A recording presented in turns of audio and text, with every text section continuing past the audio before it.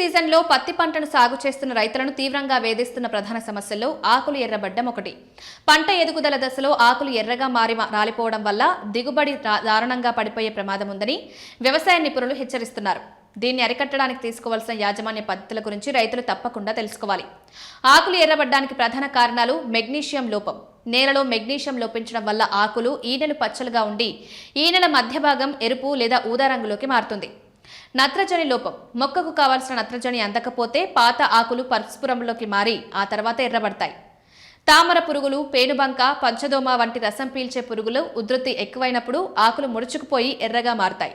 రాత్రి వేళల్లో ఉష్ణోగ్రతలు బాగా తగ్గడం, పగటిపూట ఎక్కువ ఉష్ణోగ్రత ఉండడం లేదా నీటి ఎద్దడి వల్ల కూడా ఈ సమస్య వస్తుంది. మెగ్నీషియం సల్ఫేట్ స్ప్రే నివారణ చర్యలు. లీటర్ నీటికి 10 గ్రాముల మెగ్నీషియం సల్ఫేట్, 10 గ్రాముల యూరియా కలిపి పిచికారీ చేయాలి. ఎన్పీకి పిచికారీ. మొక్కకు తక్షణ శక్తి అందడానికి 19-19-19 లేదా 13:0:45 ఎరువును లీటర్కి నీటికి 10 గ్రాముల చొప్పున కలిపి ఆకులపై పిచికారీ చేయాలి. తీవ్రత ఎక్కువగా ఉంటే మొదటి స్ప్రే చేసిన వారం నుండి 10 రోజుల వ్యవధిలో రెండోసారి కూడా పిచికారీ చేసుకోవాలి. చేనులో నీరు నిల్వ ఉండకుండా చూసుకోవాలి. తేమ తగినంత ఉండేలా తడులివ్వాలి. రసం పీల్చే పురుగుల నివారణ. పురుగుల ఉధృతిని బట్టి